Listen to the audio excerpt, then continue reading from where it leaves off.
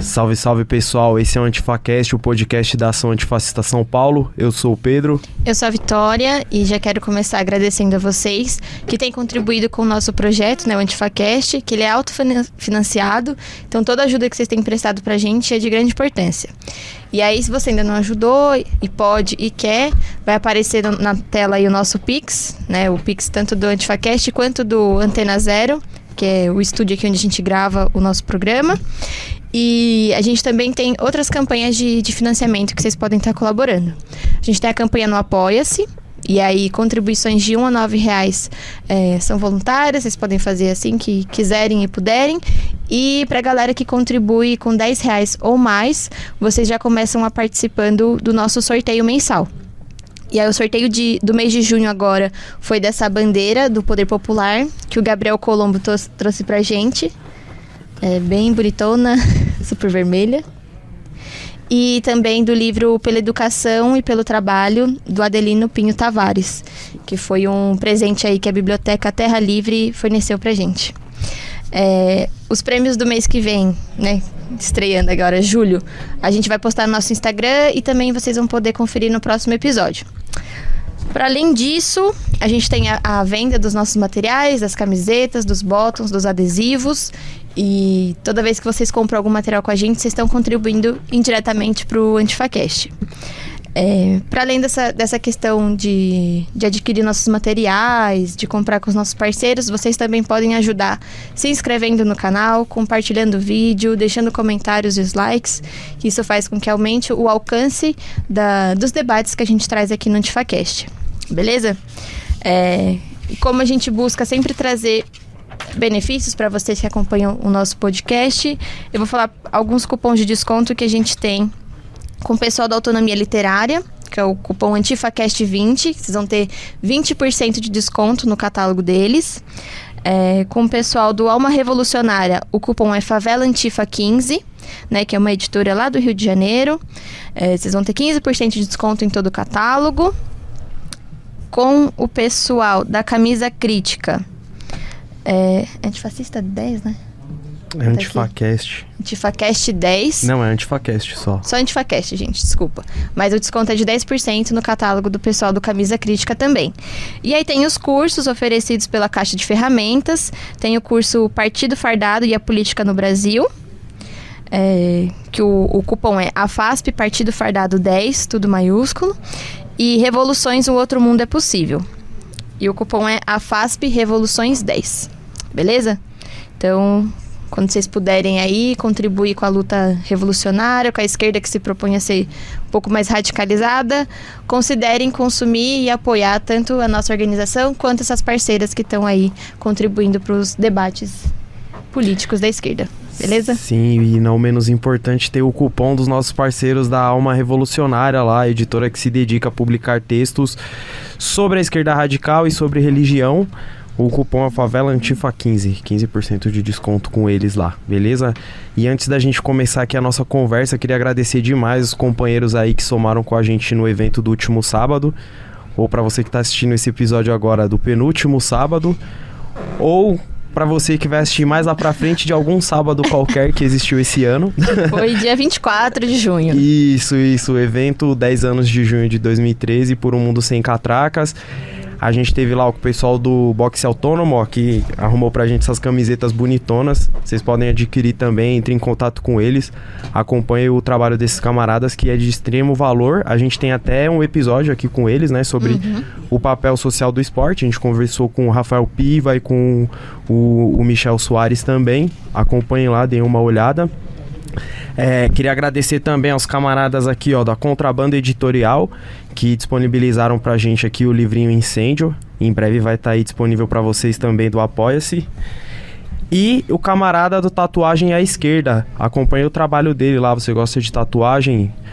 ou de ter, ou só da arte, do desenho, acompanha o trabalho dele lá, ó, no Instagram, Tatuagem à Esquerda. Ele tem adesivo, acho que tem print lá também vendendo. Camarada que soma com a gente aí na luta antifascista, beleza? Dito isso, vamos começar aqui a nossa conversa de hoje, que é um oferecimento dos nossos parceiros da Autonomia Literária, que eles têm esse livrinho aqui, ó, Drogas, a História do Proibicionismo, do camarada Henrique Carneiro, que está aqui para conversar com a gente hoje. Então, adquiram o livro lá, muito interessante, bom pra caramba, traz uma perspectiva bem ampla, né, da discussão sobre o proibicionismo no mundo. Vocês podem adquirir ele com o nosso cupomzinho lá, 20% de desconto, AntifaCast20, beleza? Então, dito isso, vamos lá apresentar os convidados, né? Queria agradecer demais. Hoje a gente tem aqui a presença do doutor Henrique Carneiro, né? Que é doutor em História Social pela USP, professor também, né? Do Departamento de História lá. E a camarada Diva Sativa, que é do Coletivo DAR, e do Coletivo da Marcha da Maconha. Isso aí. Beleza? Eu queria que vocês começassem se apresentando, assim, falar um pouco, assim, da trajetória de vocês, como vocês se politizaram, como chegaram, né, na militância, nessa questão do proibicionismo e tal. Daí não sei quem vai começar. Obrigada, Pedro. Obrigada, Vitória. Desculpa, Rodrigo, que eu cheguei já assim próxima do microfone. Obrigada, galera do AntifaCast, pelo convite. Vou me hidratar aqui, porque eu tava fazendo a mente antes de entrar, né? A boca seca um pouco. E ainda mais em estar ao lado do professor Henrique Carneiro. Muito obrigada, tá? A minha voz se embarga, mas hoje é de alegria, né? Meu nome é Diva e eu faço parte do coletivo da Marcha da Maconha, né? Eu já era usuária e teve uma situação na minha família onde a gente viu que, como a Iniciativa Negra disse agora em 2023, que todos nós somos vítimas da guerra às drogas, né? Independente se a gente faz o uso ou não. E a gente teve uma situação com uma pessoa da nossa família precisou de um remédio, e naquela época ainda não tinha o papo sobre cannabis medicinal. Essa pessoa acabou falecendo. E a gente fez um trato na nossa família de se articular, irmão. Porque, como você falou, né? O programa aqui tem os parceiros. A gente na luta tem os parceiros. E a gente não consegue fazer nada sozinho, né? Foi com esse pensamento que a gente chegou na marcha. E junto com essa entrada na marcha, né, buscando ali um acesso realmente à saúde, porque a gente tem uma Constituição que veio antes de eu nascer, que diz que a gente tem um direito à saúde, Vitória. Só que a verdade, cara, é que aonde a gente mora não tem acesso. Não tem saúde, não tem médico, não tem posto decente, entendeu?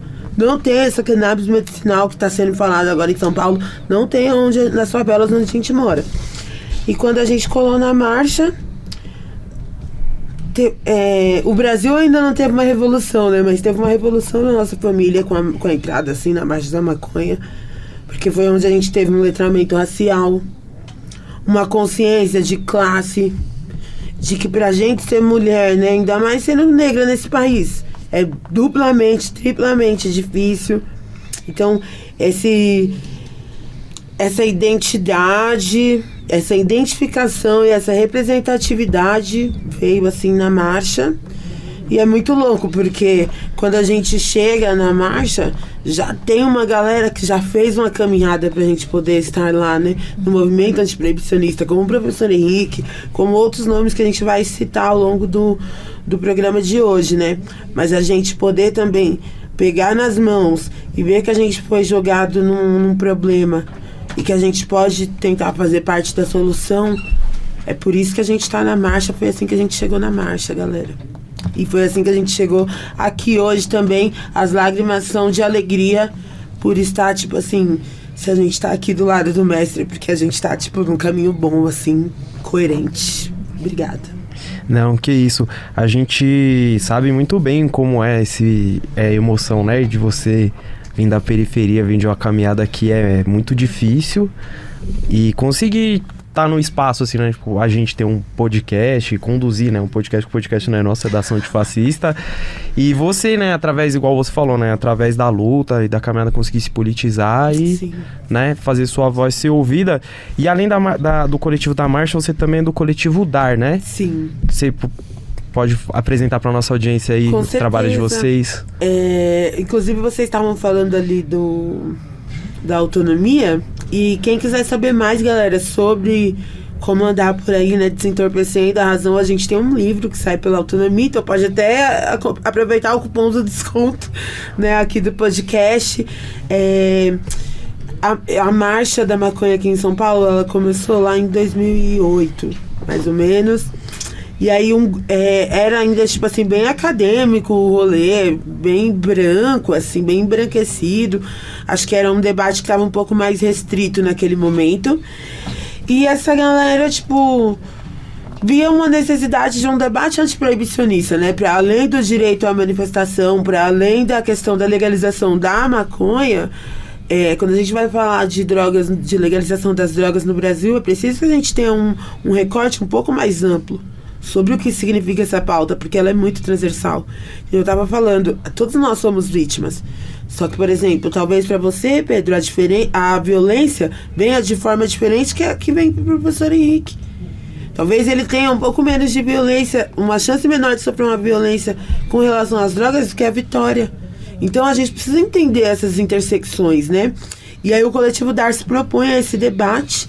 E aí a gente sempre tenta pautar a questão das drogas no Brasil, eu acho que aqui em São Paulo também, principalmente, que é uma legalização que tenha um ponto de vista realmente antiproibicionista, entendeu? E visando o fim do Estado, o fim do capital. E também uma educação para que as pessoas tenham autonomia de fazer as escolhas, de fazer os cuidados, de não ter que esperar, de não precisar se sujeitar a um Estado que, cara, na real, não tá nem aí pra gente. Então como é que uma legislação sobre um tema tão íntimo pode estar na mão de uns caras que, tipo assim, não usam o mesmo meio de transporte que a gente? Então não vai poder ser feito nada de nós sem nós. Então o coletivo DAR e a marcha vem nessa caminhada antifascista aqui em São Paulo, antiproibicionista. E eu acho que ao longo do programa, talvez as minhas ideias possam falar melhor sobre o que é o coletivo DAR. Tranquilo, legal. E daí, professor, queria que você falasse, assim, como foi chegar nesse tema, né? Que você também fala sobre história da alimentação, história das bebidas, né? E das drogas, assim. Como que foi chegar nesses temas e como foi recebido na academia? Você encontrou espaço, foi tranquilo ou foi meio tenso, assim? Então, antes de começar a estudar o assunto na universidade, eu fui um jovem da chamada geração de 77, de 1977, que foi quando tiveram as primeiras passeatas estudantis contra a ditadura, que estavam proibidas, e a gente começou a desafiar essa proibição. Daí despertou uma série de lutas e de pautas que incluíam a luta democrática, enfim, por constituinte, por liberdades democráticas, por eleições, mas também incluíam as questões sociais e as questões, digamos assim, político-culturais ou das opressões. Aí que vai nascer a luta pelos direitos LGBT, pelo direito das mulheres, pelo direito do movimento negro. E eu me dei conta, já, enfim, como ativista do movimento secundarista, eu fui o presidente da UMES e da UPES no começo dos anos 80, que a questão da maconha e das drogas em geral, mas especialmente da maconha, era um tema central na história do Brasil, na relação da juventude com a sociedade e, sobretudo, da polícia que fazia dessa substância o principal pretexto para reprimir a população jovem, sobretudo periférica. Então eu primeiro fui para o ativismo. Eu comecei a organizar, antes ainda das marchas da maconha, um manifesto pela legalização da maconha que foi lançado em 1986, na época da Constituinte, da eleição para Constituinte, que eu era candidato pelo PT na época. E esse manifesto foi proibido, eles prenderam todo mundo, a gente estava no Teatro Municipal e tentou fazer um ato, mas fomos todos presos, e a discussão era sempre colocada como uma apologia às drogas, então era impossível questionar a lei, porque se você falasse disso, você era considerado um apologista das drogas. Então, quando eu entrei na universidade, no curso de História na USP, eu resolvi já desde o início estudar a história das drogas e a história da proibição das drogas. Então eu fiz a graduação, o bacharelado, e depois fui fazer o mestrado sobre esse assunto. Então eu fiz um mestrado sobre a história da farmácia e da botânica no mundo moderno, desde o século XVI. Peguei o primeiro cronista das drogas do Oriente, que era o Garcia de Horta, um português que foi para a Índia, e foi o primeiro a falar na Europa do bang, que era a forma que se usava a maconha na Índia, e que trouxe uma série de informações novas. E eu fui me dando conta de que a época moderna é uma época em que as drogas são o principal motor da expansão capitalista mercantil. Quer dizer, as especiarias da Ásia, depois o açúcar, depois o tabaco, o café, o chá, o chocolate, o ópio, todas essas substâncias movem o mundo mercantil e criam as grandes potências ocidentais nas suas rivalidades pelo domínio de áreas coloniais para produzir essas substâncias. A escravidão americana, que trouxe, enfim, 10 milhões de seres humanos da África para as Américas, a maioria no Brasil, era para produzir açúcar, para produzir tabaco, então era também para produzir drogas. O próprio tabaco também era misturado com melado, né, para virar aquele fumo de rolo. Então eu comecei a estudar a origem do proibicionismo e me dei conta que é um tema muito complexo, porque as drogas são, junto com os alimentos, os mais importantes produtos da cultura, não só da humanidade, mas de uma boa parte dos animais também. Porque a busca do alimento do estômago se acompanha dessa busca de um alimento da alma, do espírito, que são as substâncias que te permitem dormir, que te apaziguam a dor, que te dão energia ou que te produzem êxtase. E, portanto, também estão na origem de todas as religiões. Então, as drogas são sagradas nas suas origens. E finalmente eu me dei conta de que havia um movimento do final do século XIX para o início do século XX, que ficou chamado de proibicionismo e que se dá em vários países, que é um aumento do poder do Estado na sua capacidade de controle, de repressão e de gestão da vida cotidiana. Aí eu comecei a fazer uma série de trabalhos acadêmicos, escrever artigos, produzir teses. O meu doutorado também foi sobre isso, e hoje eu coordeno um laboratório no Departamento de História da USP, que é o Laboratório de Estudos Históricos das Drogas e da Alimentação, e a gente produz pesquisas assim desde a questão da história da maconha, do LSD, da cachaça, do tabaco, das formas também alimentares, que é o outro tema que a gente investiga. Então, resumidamente, eu acho que seria isso. Sim, legal, ó, bastante. Quanto tempo já, desde que o senhor começou nessa caminhada aí? Olha, eu comecei o curso de História em 87 na USP. E desde essa época eu já estava interessado, mas foi em 91 que, quando eu comecei o mestrado, que eu realmente comecei a me dedicar a fundo. Depois eu fiz um doutorado, finalmente fui dar aulas em Ouro Preto, na Universidade Federal de Ouro Preto, por 5 anos, e depois voltei para a USP, que era a minha universidade de origem, né? Legal. Mais de 30 anos aí. É uma caminhadinha boa. Bastante tempo, que Deus nos ajude aí a dar conta disso em 1h10. Não, bora. Eu queria que vocês explicassem o que de fato é o proibicionismo e quais são as suas implicações históricas, assim, tipo, como que a gente consegue ir percebendo o proibicionismo durante a história, que você vem falando, né, do século XIX para cá.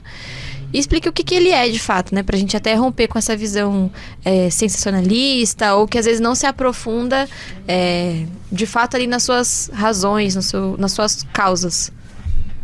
Então, olha, todas as sociedades regularam o acesso às drogas de uma maneira que não era totalmente proibicionista, mas era seletiva, ou seja, se proibia para alguns. Por exemplo, o vinho, no mundo grego e romano, ele tinha acesso apenas a uma parte dos cidadãos. Por exemplo, as mulheres não tinham acesso, uma certa idade, de menor idade, não tinha acesso. Então todas as sociedades tentaram regular, em geral, como um privilégio das camadas dominantes, um privilégio aristocrático, sacerdotal, etc. No mundo asteca, por exemplo, os cogumelos ou o peiote, que eram substâncias sagradas, não era para todo mundo, era uma coisa controlada. Quando vem o capitalismo moderno, as drogas, de certa forma, se difundem por todo o planeta, de uma certa maneira se democratizando, porque se tornam acessíveis. Então o tabaco, que era só americano, vai para o mundo inteiro. O chá, que era da Índia e depois da China, vai para o mundo inteiro. Cada um dos produtos passa a ter um intercâmbio que cria o poderio ocidental que controla esse mercantilismo original. Nessa época não havia proibições, havia o contrário, uma forma inclusive de estímulo para que se consumisse o máximo. É o famoso caso da Guerra do Ópio, das duas guerras do ópio que a Inglaterra moveu contra a China para obrigar que os chineses que proibiam o ópio tivessem, enfim, a possibilidade de comprar dos mercadores ingleses. Mas quando chega ao final do 19, tem um triplo movimento que vai ser o proibicionismo moderno. Ele é econômico, ele é moral, cultural e ele tem uma dimensão, digamos assim, racial. A primeira dimensão, que é a racial, é as drogas do Ocidente branco são universalizadas e algumas que o Ocidente branco se apropria, como é o caso do tabaco, do chá, etc. Outras, como é o caso da maconha, que é dos árabes, dos indianos, dos mexicanos ou dos negros africanos, é excluída. O ópio, que é do mundo oriental, é excluído. A coca, que é do povo andino, também é excluída. Então ficam 3 grandes plantas, a cannabis, os derivados do ópio e os derivados da coca, que se constituem nas plantas ilícitas. E as outras 3 grandes, que são o álcool, o tabaco e as substâncias cafeínicas, são universalizadas. Por que acontece isso? Uma razão importantíssima é que há drogas que ajudam a produtividade capitalista. Então por que a gente chama de café da manhã? Por que você tem que se citar? É para ter produtividade. O proletariado moderno foi feito com essa dieta de substâncias excitantes, estimulantes para produzir mais e depois algumas calmantes para poderem relaxar. Era uma dieta pendular, digamos assim. Aí tem um elemento que é a emergência da indústria farmacêutica, que começa a substituir produtos fitoterápicos tradicionais por produtos sintéticos que tinham patente. E tem um terceiro movimento, que é o do puritanismo, que é um movimento de origem religiosa que condena todo o prazer. Isso já era uma questão tradicional da formação do cristianismo, que era condenar o prazer carnal, e eles passam a incluir, além do prazer sexual e do prazer da alimentação, que são pecados, né, a luxúria e a gula, passam a incluir o consumo de drogas, que era tolerado, e não só tolerado, mas até divinizado na tradição da Bíblia. Afinal, o sangue de Cristo é o vinho.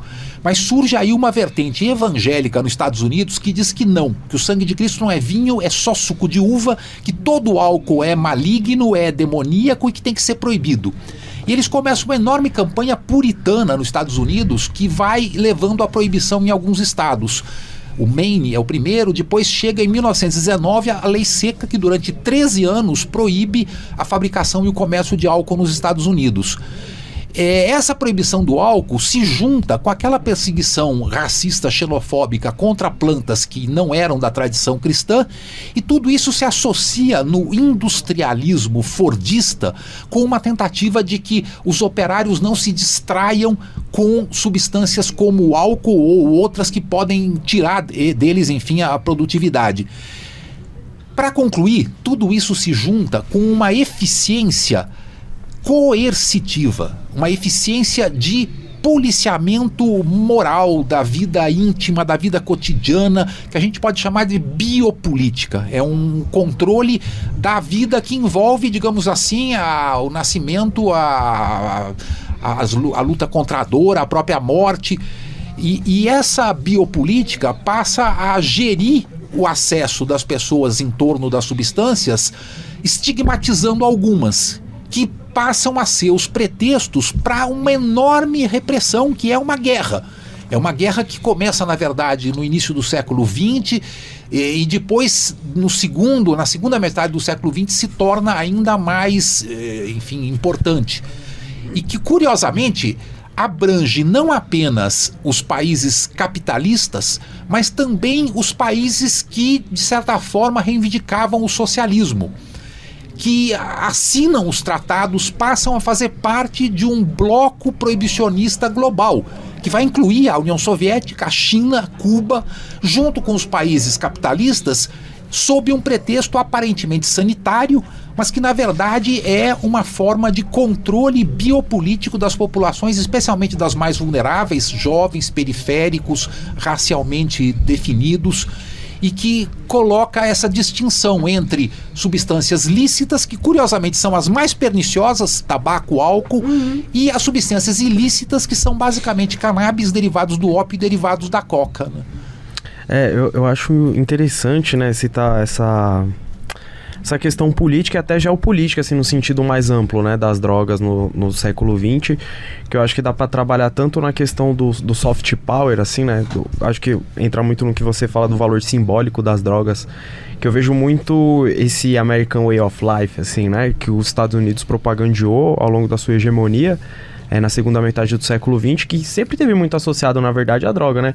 A gente vê nos filmes norte-americanos, assim, eles sempre associam, você tá feliz, você bebe, você tá triste, você bebe, você tá puto, você bebe, e até na questão mais efetiva mesmo, né? No caso que eles financiaram guerrilhas na América Central, guerrilhas contra-revolucionárias, né, na América Central, com o tráfico de drogas, inclusive feito pela própria CIA dentro do país, que serviu a um duplo propósito, né? Tanto financiar a contra-revolução, quanto ajudar a inserir droga nas comunidades negras, nos guetos, e acabar com a articulação política desses grupos, né? E manter o controle desse nicho econômico também, né? Sim. Eu acho isso muito, muito interessante, que até o Henrique traz no livro, da questão também do hipervalor, né? Eu queria até, se você puder aprofundar um pouco nisso, de como esse proibicionismo alimenta a hipervalorização das drogas, né? E torna um mercado muito vantajoso, porque eu acho que quando geralmente se fala de capitalismo, a gente associa muito as coisas da legalidade, mas tem um capitalismo o capitalismo também funciona muito na base da ilegalidade, né? O tráfico de drogas rende sei lá quantos bilhões, trilhões por ano, e eu duvido muito que alguém se negue a pegar esse dinheiro, né? Não é à toa que a gente tem toda uma estrutura de lavagem de dinheiro em vários países pelo mundo, exatamente para trazer à legalidade esse dinheiro que é gerado a partir dessa hipervalorização, né, proveniente do proibicionismo. Sim, esse hipervalor, ele já existia quando as drogas eram sagradas, mas elas tinham aí critérios ritualísticos de uso. Quando vem o capitalismo, ele tenta massificar todos os produtos. Então o capitalismo é, por definição, viciante, é criar mercadorias que criam a maior dependência possível dos seus consumidores.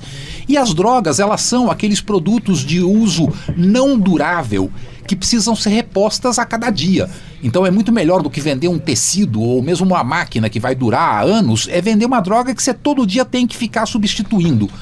Então o capitalismo nasce com o tráfico de drogas. Como eu disse, as especiarias, o açúcar, o tabaco, o ópio, são todas os motores do capitalismo moderno. Então vai passar a ter um hipervalor porque ele é incentivado numa forma abusiva. Isso já ocorria, de certa forma, com o álcool. O álcool, sobretudo o destilado, que é recente, né? As sociedades estavam acostumadas ao álcool fermentado. O destilado é uma revolução do 17 e do 18. E, sobretudo, os povos oprimidos pelo colonialismo e os trabalhadores, o proletariado europeu, sofrem muito como vítimas de um consumo abusivo de álcool. Isso leva a um debate no movimento socialista, na Segunda Internacional, se não se devia proibir o álcool, porque era o que alienava os trabalhadores, o que levava a que eles, enfim, se tornassem violentos, espancassem as famílias, desperdiçassem os seus salários em tavernas. E há uma vertente, que é o Viktor Adler, do Partido Socialista Austríaco, que era pela proibição. Os socialistas devem proibir o consumo do álcool. Mas há uma outra vertente, que faz parte, o Engels, o Kautsky, que vai dizer não. A gente tem que defender um consumo que é parte da vida cotidiana e que forma a esfera pública operária, que é o uso coletivo, tanto para festa, comemoração, como para articulação sindical. Então a cerveja faz parte da cultura operária, como o café vai fazer da cultura burguesa. E o critério não é a gente atacar uma substância, mas ter um critério de uso, digamos assim, moderado, temperado, etc. Os anarquistas também. O Enrico Malatesta tem um famoso texto a favor da legalização da cocaína. Então há um debate entre os, digamos assim, anticapitalistas se não se devia simplesmente proibir essas substâncias. Aí eles se dão conta que a proibição acaba sendo uma forma que só piora tanto o acesso dos consumidores como o lucro dos comerciantes e fabricantes. Porque já é um lucro gigantesco. As maiores indústrias do mundo são as indústrias de alimentos e de drogas. A maior empresa do Brasil é a Ambev. O Brasil é o maior exportador de tabaco, de café. A nossa vida econômica toda foi em torno das drogas, né? Do açúcar, da cachaça, do tabaco. Então, a proibição, ela agrega um poder coercitivo que é enorme para a polícia fazer essa vigilância cotidiana das populações, mas também agrega lucro financeiro a um produto que não tem mais correspondência com o custo de produção, mas simplesmente com o custo da proibição, que agrega um valor enorme. Então, um arbusto de maconha é hoje o arbusto mais caro do mundo. Pode custar 2, 3 mil dólares um bom pé de maconha. Quando se tivesse legalizado, não ia custar mais do que algumas dezenas de reais. Então, da onde vem esse valor que se imbui num circuito ilícito que acaba servindo para especulação financeira? Vem da própria proibição. Então, a proibição é útil também como forma de especulação financeira de um capitalismo em crise, né, na sua fase tardia. Mas essa lógica de funcionamento econômico, ela caberia de ser analisada também nos países socialistas? Sim, porque, em primeiro lugar, a gente não teve exatamente países socialistas, né? O que existiram foram sociedades em transição, numa perspectiva pós-capitalista, que rapidamente retrocederam. Com o stalinismo na União Soviética, já desde 1923, para não falar, enfim, de outros países em que as revoluções já foram feitas em condições não democráticas, em condições, enfim, de partidos completamente não só centralizados, mas que eram excludentes de qualquer oposição. Coisa que nunca foi modelo do marxismo. A ideia do marxismo e mesmo do leninismo não era de partido único. Isso não está em obra nenhuma, nem de Lenin nem de Marx. Foi uma disposição transitória na época do início do Estado Soviético que depois se perpetua. E esses países, eles tiveram um elemento muito repressor. A falta de democracia interna, que no início era muito grande, quando tinha os soviets e tal, e que depois é esmagada com um verdadeiro Estado policial, no caso do stalinismo, um Estado que se dedica ao extermínio de toda a oposição, também passou a existir um elemento de puritanismo, de sacrifício pelo futuro, de sacrifício pela sociedade, e curiosamente era um dos países, no caso da Rússia e da União Soviética, onde mais se tinha consumo alcoólico. O consumo alcoólico tinha sido proibido pelo czar, os bolcheviques mantêm a proibição e depois volta a ser legalizado e volta a ser uma das principais bases da economia russa, como é hoje, digamos, o tabaco na China, que é 8% do orçamento do Estado chinês. Mas eles entram na mesma lógica do modelo ocidental que surge em 1908 em Xangai, depois em Haia, em 1912, que cria as convenções do ópio, que é considerar que derivados de ópio, derivados de coca e derivados de cannabis, esses têm que ser proibidos. Então, hoje em dia, a gente tem uma das proibições mais severas no mundo em países que se reivindicam ou se reivindicaram do socialismo. A América Latina toda está legalizando e onde menos tem espaço de legalização é em Cuba, na Venezuela e na Nicarágua. Interessante. Eu queria entrar aqui na questão mais dessa cultura punitivista, mas aí acho que a gente pode passar um pouco aqui para nossa camarada Diva, para falar como que é a leitura de vocês do Coletivo DAR, da Marcha da Maconha, dos debates que vocês têm, dessa questão do proibicionismo no Brasil e dessa cultura punitivista que é tão pesada, né? Eu acho até interessante em algum momento do livro que o Henrique fala que algumas penas para tráfico são mais pesadas que pro próprio homicídio, assim, né? Eu acho que isso é muito sintomático de como a estrutura judiciária, assim, como o Estado brasileiro vê a questão dessas substâncias, né? Como trata o proibicionismo e como enxerga isso como um crime muito, muito grave. Daí eu queria saber, assim, das discussões que vocês têm, das experiências de vocês, puder trazer alguns dados, assim, como que é essa questão no Brasil? Pode falar. Eu faço parte de um grupo aqui da Marcha de São Paulo, né? Que são as marchas periféricas. Então acho que eu vou responder desse lugar, assim, né? O professor Henrique estava falando na fala dele sobre como é conservadora até mesmo a esquerda, né? Tipo, se a gente vai olhar nos aspectos assim mais gerais. E de como o capitalismo, ele força a gente em algumas direções, né? Parça, o proibicionismo, ele é total, assim, nas nossas vidas, mano, quando a gente vai olhar as ações do Estado, assim. Eu olhando, tipo, como uma pessoa periférica, assim. O professor Henrique falou na fala dele, também, sobre...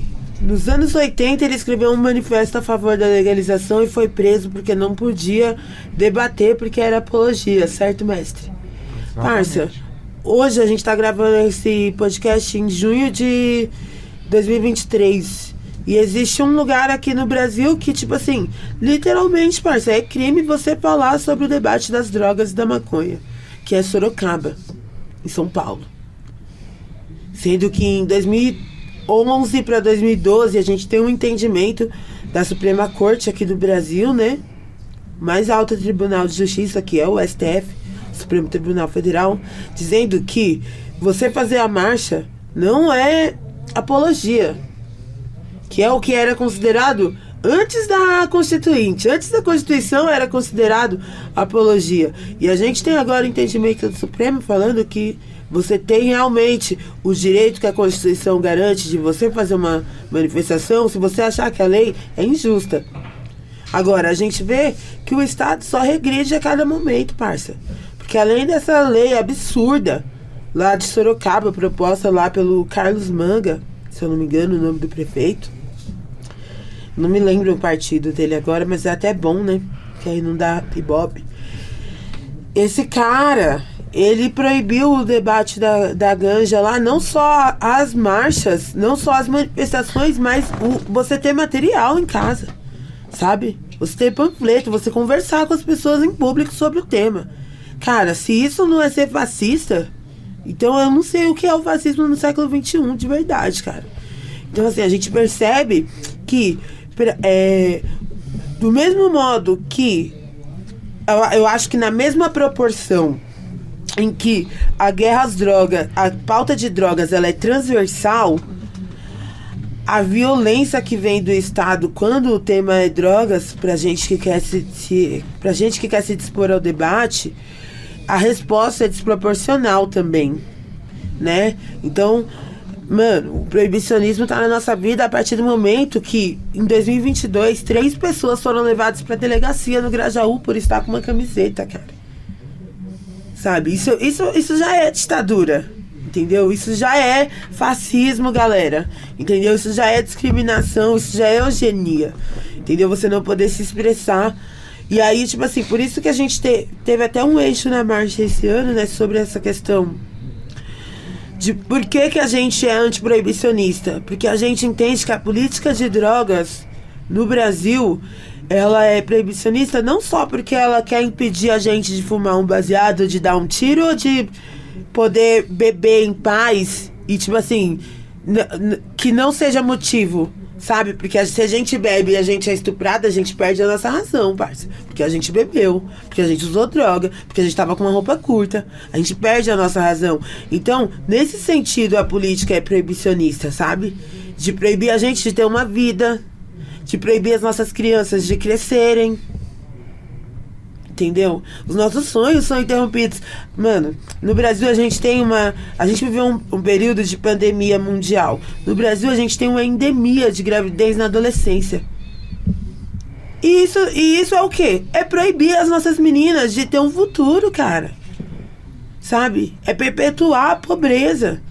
Então, por isso nós somos antiproibicionistas e nós vemos que a cada dia as políticas do Estado brasileiro são de regresso, assim, sabe? Pra além de, tipo, não funcionar, né? Porque a gente tá vendo que, por exemplo, na Cracolândia tá tendo uma coisa que eu não tinha visto ainda em São Paulo, né? Claro, né? A gente não está em todos os lugares, mas eu não tinha visto. Só ouvia falar lá no Rio de Janeiro, em São Paulo tá tendo milícia, cara. Como que uma milícia se forma em São Paulo, sabe? Tipo, cara, só comprova que a proibição, ela anda de mãos dadas com a corrupção. E a gente percebe esse regresso a cada dia, entendeu?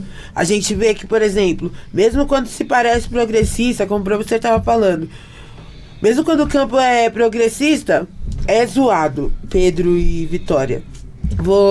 Pra finalizar essa questão do proibicionismo, vejam só como o Estado, ele é desigual e ele pesa a mão quando se trata de quem é pobre e de quem é periférico.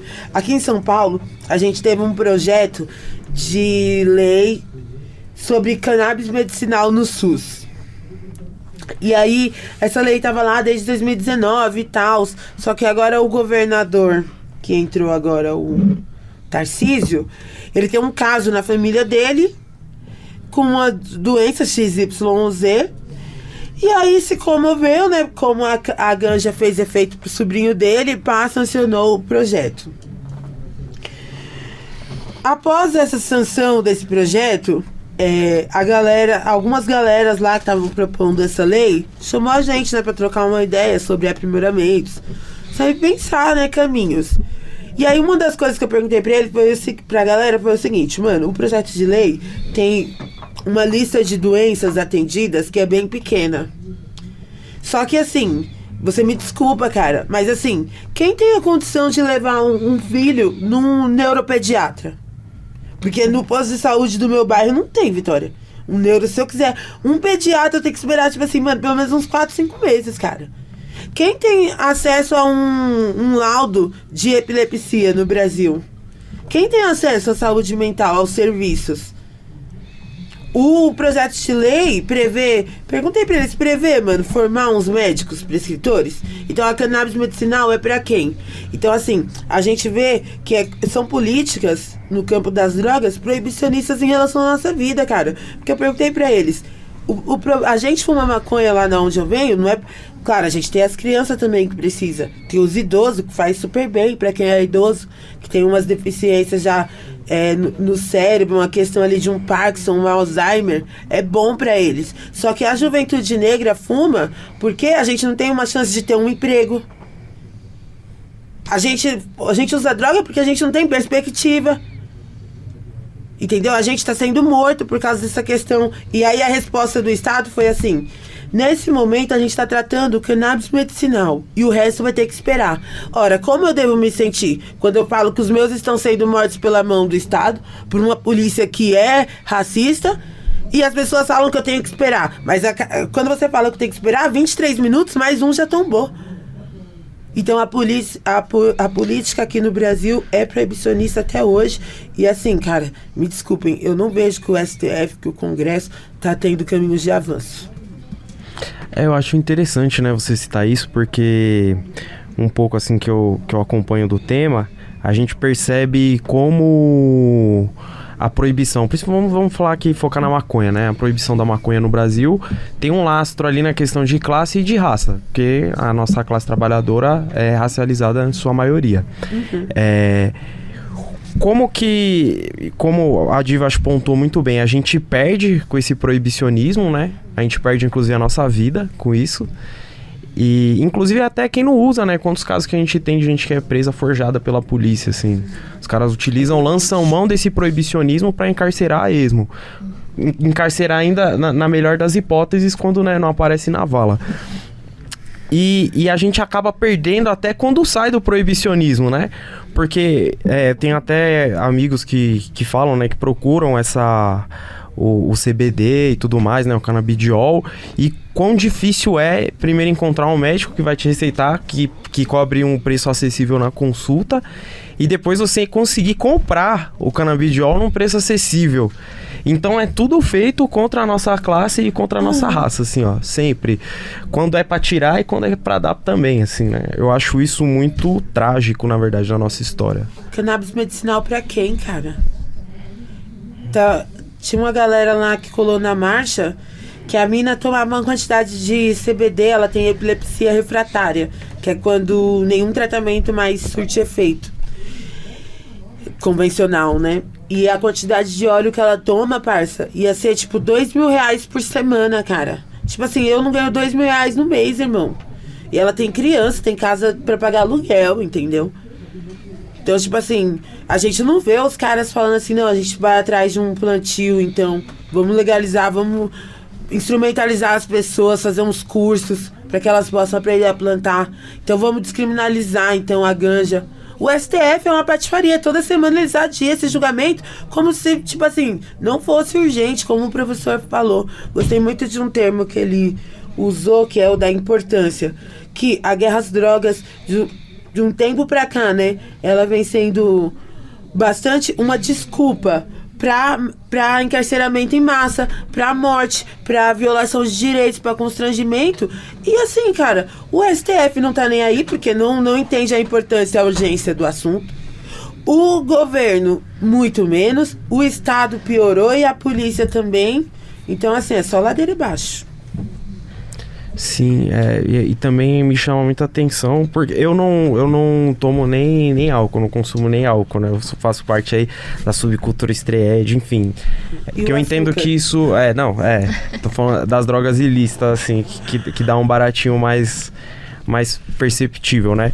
Mas... esse assunto sempre me pega. Acho até porque também teve uma questão cultural na minha vida, né? Que desde criança eu sempre gostei muito de música, assim. E desde a primeira vez que eu vi Planet Hemp, eu falei, nossa, essa banda é muito louca. Eu gosto até hoje, inclusive.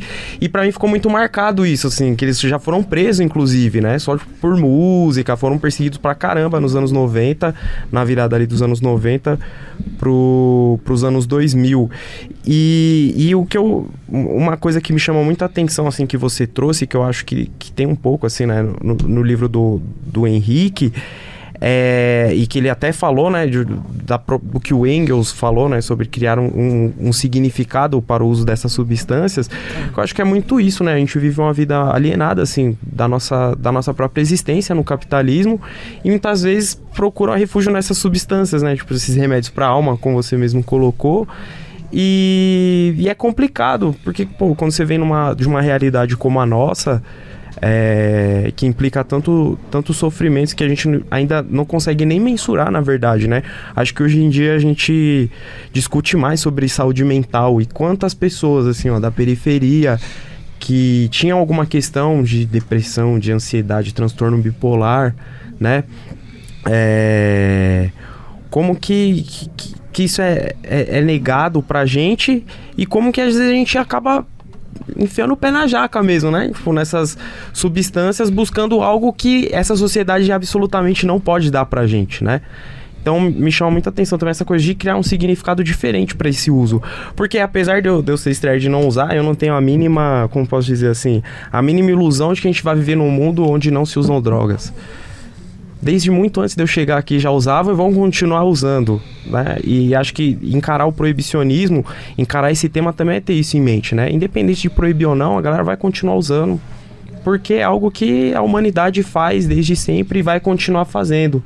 E se não fizer com essas substâncias, vão criar outras, como agora a gente tem, né, uma epidemia aí de várias outras substâncias sintéticas que estão acometendo a nossa juventude. A gente pode chamar esse assunto depois. Sim, coisa que a gente não tem nem noção de quais os efeitos que isso vai ter na nossa saúde individual e coletiva, né? Porque eu acho que é isso, a gente vive em sociedade. Quando boa parte dessa sociedade, quando boa parte dos indivíduos dessa sociedade estão mal de saúde, a sociedade inteira está mal de saúde, assim, né? É interessante que a Diva citou Sorocaba, porque em 1981 eu fui a Sorocaba participar de um movimento estudantil de protesto porque eles tinham proibido o beijo. Teve um juiz de Sorocaba que proibiu o que se chamava de beijo cinematográfico. Eu até me lembro da frase exata da portaria lá do que era: é proibido o contato das mucosas labiais e manifestação de insofismável lascívia. Nossa! Aí com essa frase eles faziam com que a polícia fosse lá pegar os casaizinhos na praça e tal. Aí teve um protesto que foi assim uma coisa com milhares de pessoas. Foi a maior luta de Sorocaba desde a greve ferroviária dos anos 60. Precisou vir tropa de choque das cidades vizinhas, viraram carro. Foi assim uma verdadeira insurreição, né? E aí eu fico pensando que beijo, assim como drogas, são parte, digamos assim, das liberdades corporais, das liberdades íntimas, epidérmicas. É aquilo que a gente tem de mais íntimo, como você dizia. E por isso que o fascismo tem por natureza o controle não só das liberdades públicas, o controle da economia, o controle, enfim, das relações trabalhistas, o controle das liberdades de expressão, mas tem o controle particularmente das dimensões íntimas da vida e de uma forma inquisitorial. O fascismo não é só uma proibição, mas é uma proibição com um sistema policial, um sistema de denúncia, um sistema de encarceramento que criminaliza bodes expiatórios, como se fez na caça às bruxas, como se fez na Inquisição com os hereges. E essa dimensão, ela se tornou muito importante porque ela fornece um pretexto de coerção para concentrar poder no Estado. É aquilo que se chama em inglês de statecraft, que seria assim, digamos, a técnica do Estado, a técnica de domínio. E a proibição, seja do que for. Você pode proibir o álcool, que ocorre em países, enfim, islâmicos fundamentalistas até hoje. Você pode proibir a maconha, você pode proibir qualquer substância. Se proibir o chocolate, vai ter o mesmo efeito. E qual que é esse efeito? É não diminuir o consumo, mas aumentar a lucratividade, se agrega um valor enorme, essa hipertrofia do valor, e se aumentar todos os riscos associados a um mercado clandestino, que são o risco da violência, porque o que vai reger é disputa de gangues usando a sua capacidade de violência. O risco sanitário, porque as pessoas passam a morrer não é da droga em si, mas é de um adulterante, de uma coisa que ela nem sabe o que tem, é de uma dose que ela não tem como controlar. Então, como vocês diziam, né, hoje em dia tem aí o K2, que vem dizer que é maconha sintética. Não tem nada a ver com maconha, são substâncias totalmente diferentes da maconha. Ou você tem o fentanil, que é, enfim, um anestésico, analgésico sintético muito mais forte que a heroína e que está contaminando uma série de outras substâncias e as pessoas morrem porque não tem como sequer verificar o que é aquilo. Então, o mesmo problema do álcool. Quando se proibiu o álcool, morreu milhares de pessoas de metanol. Então, o que faz o proibicionismo? Piora a crise da saúde pública ligada às drogas. Promove um uso completamente desinformado, sem condições de você verificar nem o que tem no conteúdo daquele frasco. Então, legalizar é isso, é estabelecer um controle do Estado para dizer, você está tomando a substância X em tal dose. Como se vendia antes da proibição, cocaína, heroína, eram substâncias que serviam para várias doenças e que as pessoas usavam de uma forma controlada. Agora, o que ocorre com a proibição é o descontrole completo, né? Agora, por último, a questão das penas que vocês mencionaram e que você muito bem lembrou que no Brasil continua sendo, na verdade, uma ditadura sobre a liberdade mais íntima que leva as pessoas a serem aprisionadas, presas, morrer de bala perdida, uma guerra às drogas que é muito mais letal do que qualquer tipo de efeito abusivo das próprias drogas. Então o que a gente tem é uma espécie de penalização excessiva que vira uma indústria da proibição. A proibição não é só que ela aumenta o valor do produto em si, ela cria também toda uma institucionalidade jurídica, policial, médica, ligada a uma série de instâncias que vivem das verbas da guerra às drogas. Sim. E que se tornam algo pior do que as próprias drogas. Porque a tendência ao vício não é só das drogas, é também dos alimentos. As pessoas estão tendo hoje, enfim, doenças associadas ao consumo de alimentos processados, excesso de açúcar, excesso de gorduras, crise de obesidade, crise de males cardíacos, crise de diabetes, tudo por causa do excesso de alimento.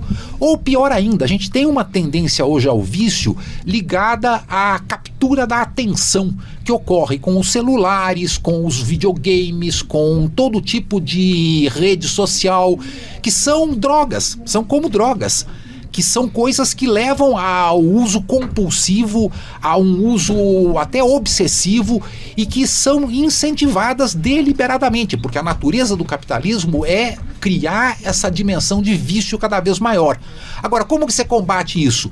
Você combate isso através não só de uma conscientização, uma tentativa de esclarecimento, até pedagógica, mas você combate garantindo a liberdade. Porque a liberdade é um conceito muito importante em relação aos nossos direitos mais fundamentais. Enfim, há um aumento da liberdade, historicamente falando, nos últimos séculos. A gente tem a liberdade religiosa. Até o início do século XVI, XVII, era proibido você desafiar a religião dominante. Embora haja ainda um monte de tentativas de manter até essa discriminação religiosa. Há uma liberdade artística ou de expressão. Você pode ler o livro que você quiser. Até muito pouco tempo atrás havia livros proibidos.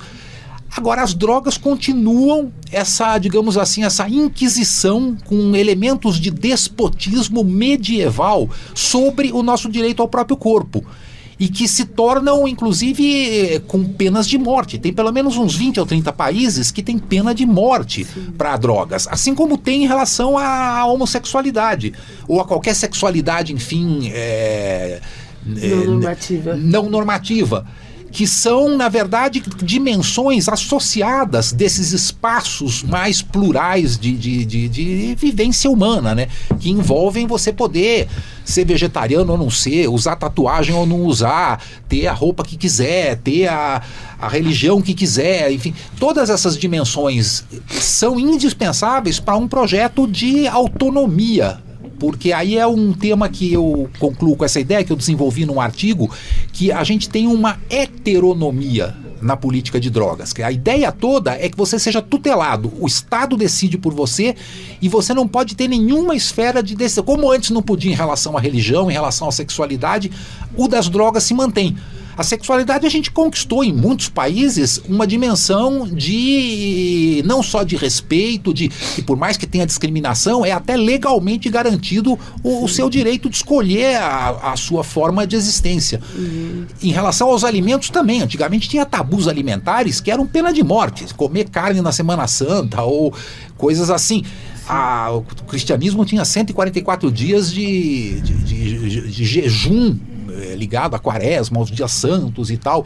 Então era castidade, jejum e privação do direito de você se autoprogramar do ponto de vista da sua subjetividade com meios farmacêuticos, né, com meios químicos, que é uma tecnologia que só vai aumentar, porque como vocês disseram, a dimensão crítica da sociedade contemporânea, do capitalismo, da destruição ambiental, do aumento de guerras, etc., leva a uma angústia cada vez maior. E enquanto não houver o fim da angústia, não adianta a gente suprimir os seus consolos.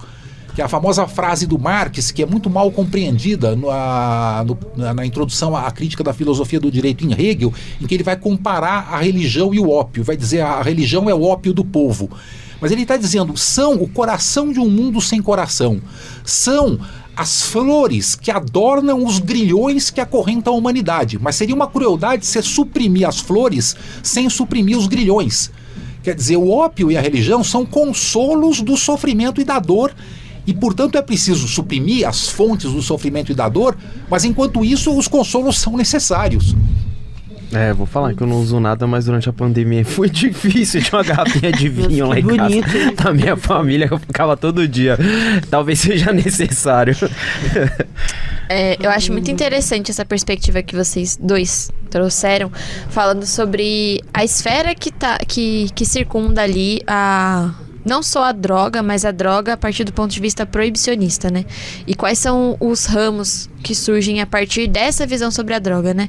Que é a criminalização, é a violência, às vezes o conflito ali interno do bairro, da pessoa não entender o uso recreativo ou não da droga e chamar aquela pessoa de nóia, por exemplo. São os conflitos familiares que eles se desenvolvem, e aí até para além dessa questão individual, né, de núcleo mais familiar, mas o próprio encarceramento, o próprio aumento da indústria da indústria, verdadeiramente falando, de segurança pública, que é venda de seguro de celular, é venda de seguro de carro, são salários dos juízes, dos promotores, dos delegados, que vão tendo uma influência, porque se existe a demanda, né? Se existe a oferta ali de crimes que são resultados do proibicionismo, da criminalização do uso e do comércio de drogas, eles estão envoltos nessa lógica de proibição.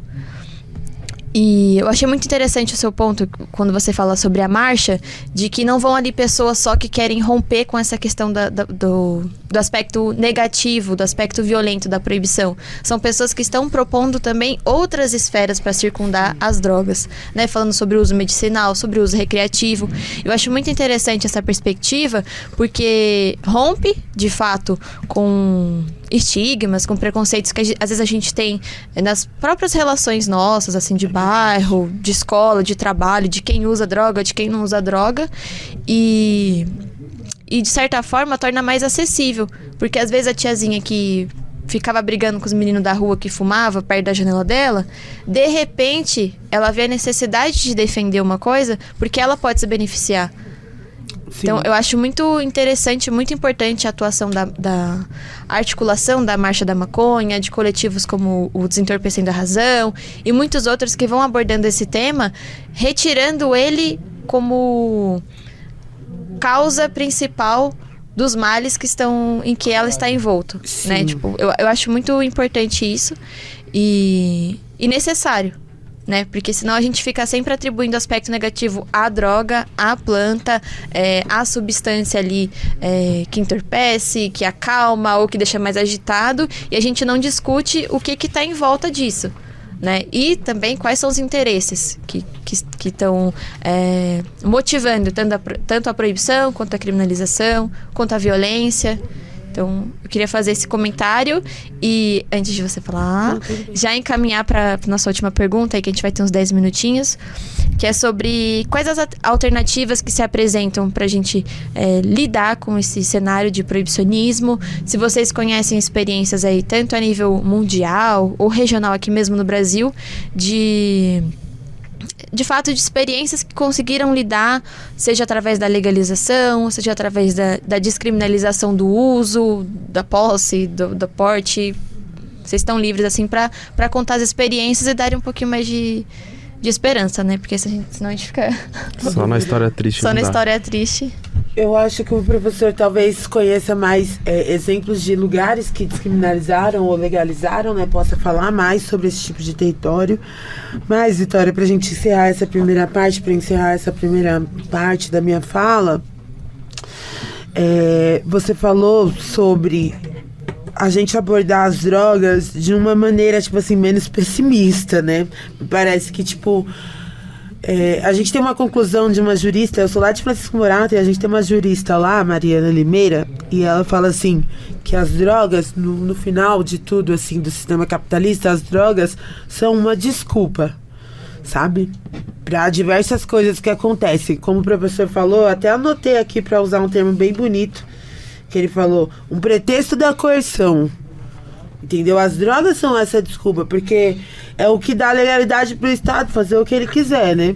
Então, a partir disso, a gente vem se organizando.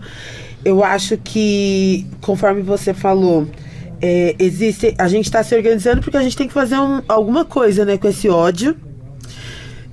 De contextos antiproibicionistas, o que eu entendo, assim, é que cada vez mais nós, como ativistas, como pessoas usuárias, a gente tem tentado mostrar para a sociedade que o espaço antiproibicionista ele dá certo.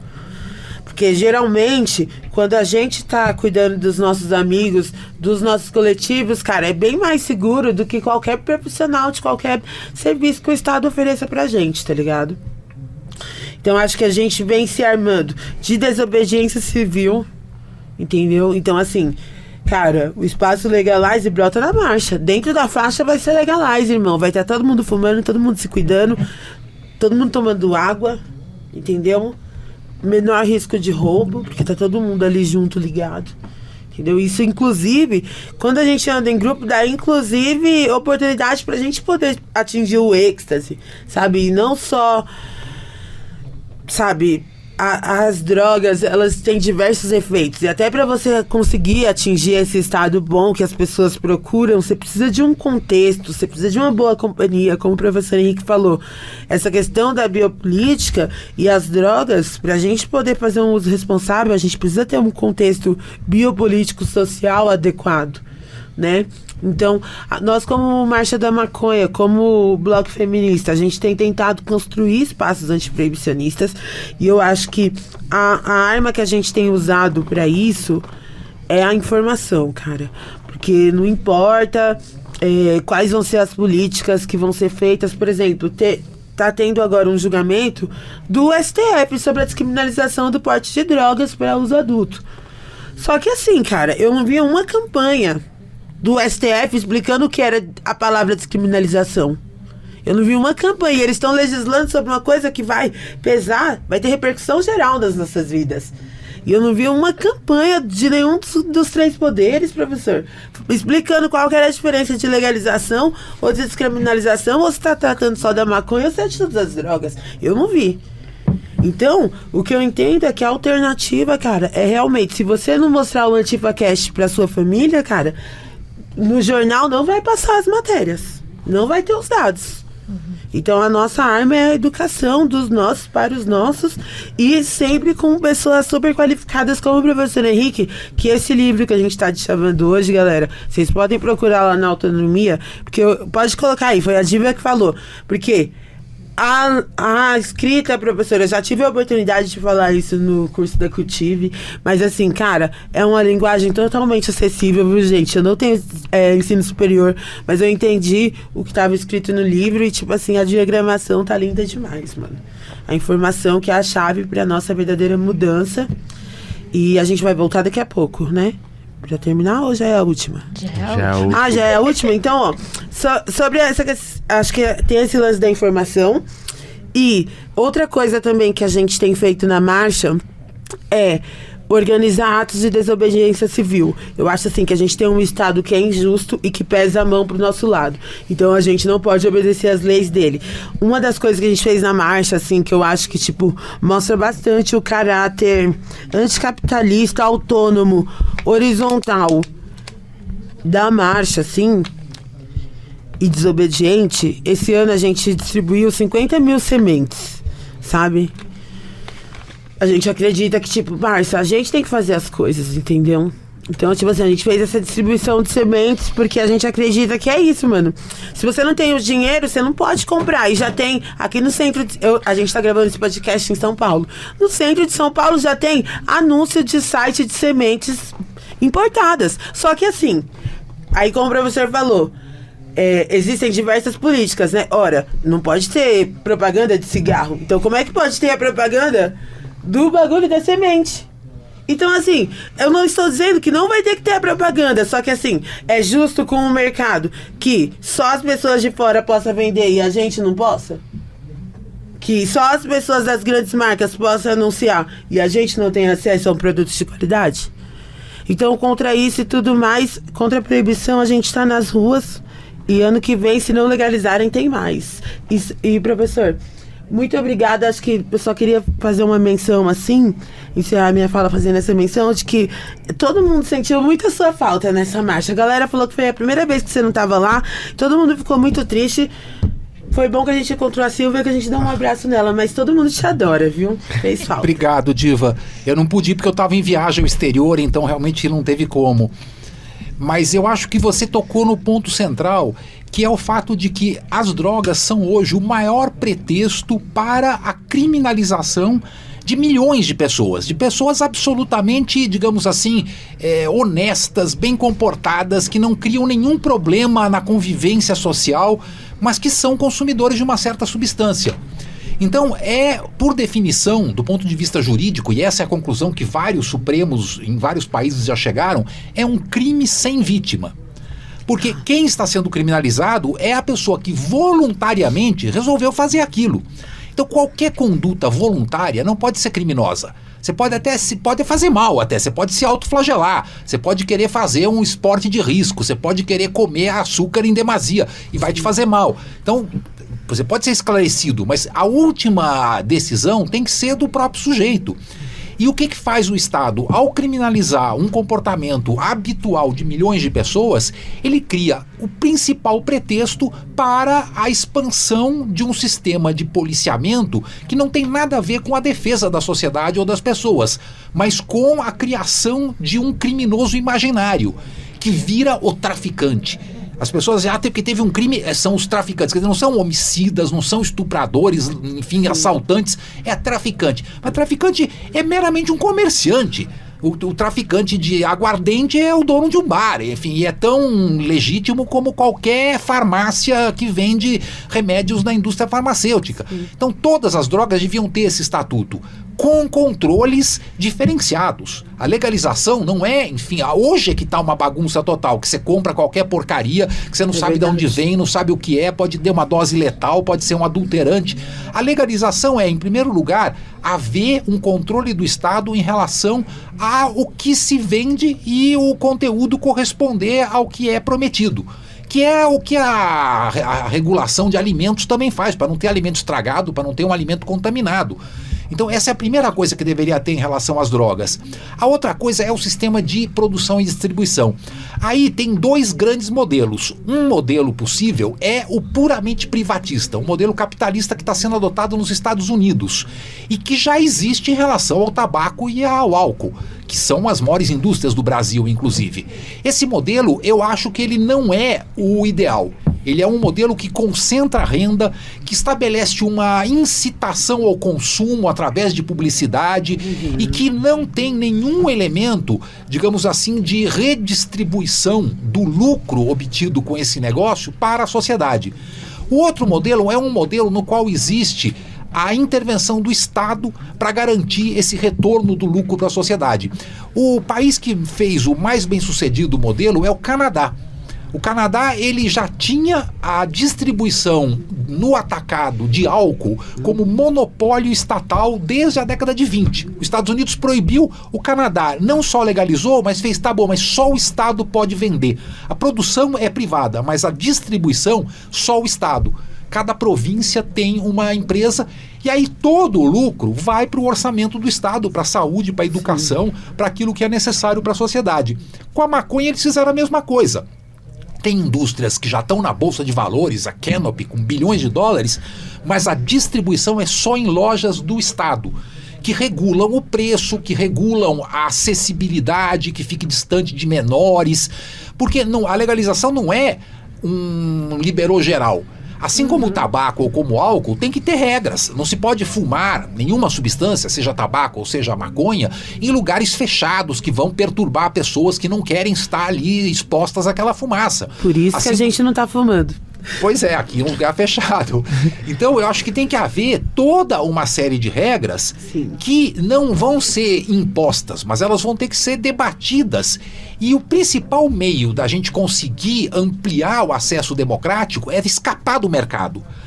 Para a maconha, isso é muito fácil. A maconha é um hortifruti grande, enfim, é um produto de horticultura que você pode plantar em qualquer apartamento, que você pode ter num jardim. Então permite uma expansão muito grande da autoprodução, o que faz romper, inclusive, com o esquema mercantil, né? Mas na produção geral, atacadista, eu acho que o modelo de uma distribuição, pelo menos, que o Estado garanta que toda a renda seja distribuída para a sociedade, devia ser adotada. Não só para as drogas ilícitas, também para o tabaco e para o álcool. Muita gente não lembra disso, mas o tabaco foi monopólio estatal no Ocidente até a era do neoliberalismo no final do século XX. A França, a Espanha e o Japão tinham tabaco como monopólio estatal. Você só podia na tabacaleira na Espanha e como é que chamava? A CEITA na França, Société des Entreprises des Industries du Tabac et des Allumettes. Tinha um monopólio até das caixas de fósforo, até aqueles tabacos franceses, Gauloise e tal, era tudo produto exclusivo do Estado francês.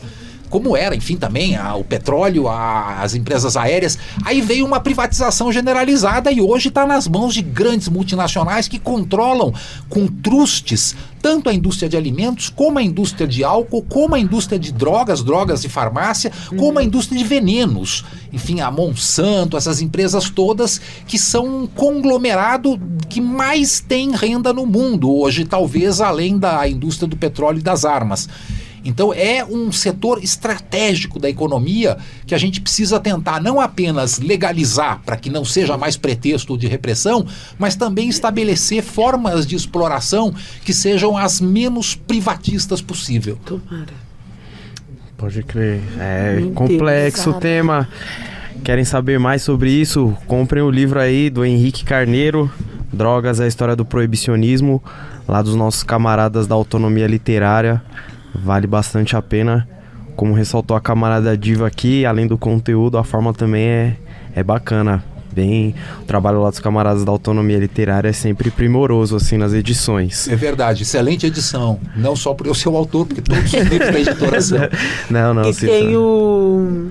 Esse tem uma nota também do Marona, do Toffoli, não tem? Ah, sim, eles fizeram a introdução e a orelha. Bem legal, gente. É muito chique. Nossa, eu sou feliz por ter lido esse livro. Me ajudou muito, assim, na minha formação. Obrigada. Sim, da hora. Da hora demais a conversa. Quero agradecer a presença de vocês. É um tema que, como todos os outros que a gente traz aqui, não se esgotou. Talvez a gente retome aí, né, no episódio. Mas é isso, eu vou terminar aqui só falando que eu acho importante a gente sempre lembrar que nada no capitalismo acontece por acaso. Se tá acontecendo é porque alguém ganha dinheiro.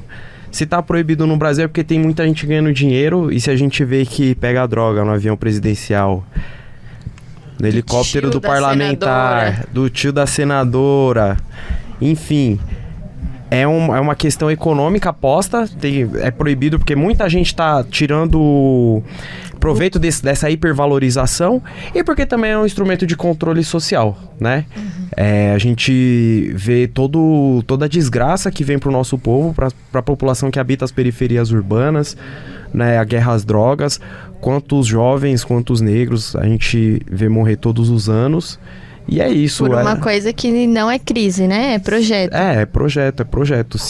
Eu acho que essa questão das drogas, na minha cabeça, sempre eu tive isso em mente, assim. Tá acontecendo da forma que é, por um princípio econômico, primeiramente, tem gente ganhando dinheiro, e político, que é o controle social. Sim. Que tá legitimando o ataque a quem a burguesia brasileira quer atacar. Sempre quis atacar ao longo de 523 anos aí de história. Então... É isso, pessoal. Obrigada. Vocês têm canais de divulgação? Vocês querem falar Instagram? Meu nome é Diva Sativa.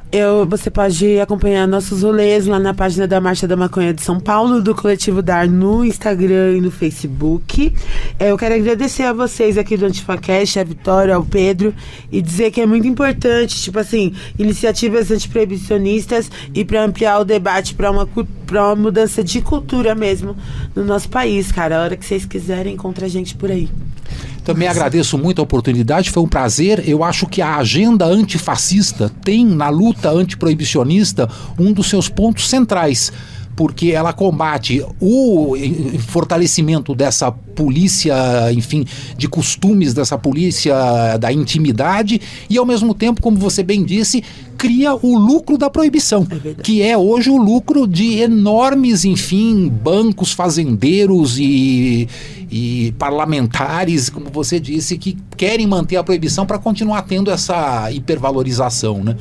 Eu estou nas redes sociais, o meu nome no Instagram é Henrique Soares Carneiro, e tem o site do nosso núcleo de pesquisa no Departamento de História da USP, que é o LEHDA. Vocês podem procurar LEHDA USP, que é o Laboratório de Estudos Históricos das Drogas e da Alimentação.